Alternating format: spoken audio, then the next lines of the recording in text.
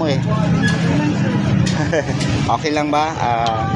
Ito nga guys, nandito po ako ngayon sa San Carlos City, Pangasinan, dito sa New Market. Dito katabi lang ng ng LTO dito sa Town Center, sa harap ng Town Center guys. Mayroon silang dito, napakasarap na pagkain. Kung gusto niyo po mayroong pang-almusal, pang pananghalian, ang lalaki ng kanilang mga fried chicken. Ayan lalaki. Yung kinain ko guys, 70 pesos, hindi ko maubos. Sarap pa ng sabaw, may libreng sabaw. Ito katulad nito, 70 pesos lang. Tapos may may pretong isda, galunggong. Ayan, 70 pesos lang, solve na solve ka na.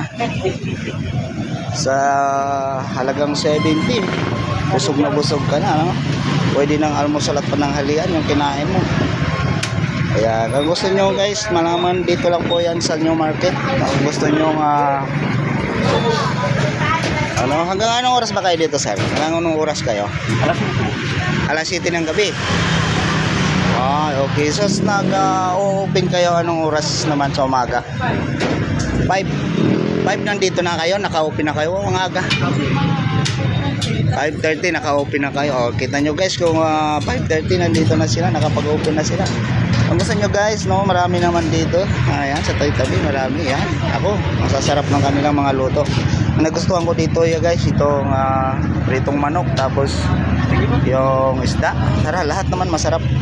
Halagang 70 pesos lang. Solve na solve ka na. Pwede ng pananghali, o almusal at pananghalian, isabay mo na. Tapos mayroon pa silang sabaw. Ang sarap ng sabaw. Ayan. Kaya kung gusto nyo po malaman, o gusto nyo po kumain dito lang po yan sa New Market. Maraming salamat. Ayan po si ma'am, yung owner, at saka si sir. Ayan. Thank you so much po ma'am sa pagpa-unlock sa akin upang makuhanan ko po kayo ng Thank you. Ito po yung halagang 70. Ang laki ng manok. Ayan.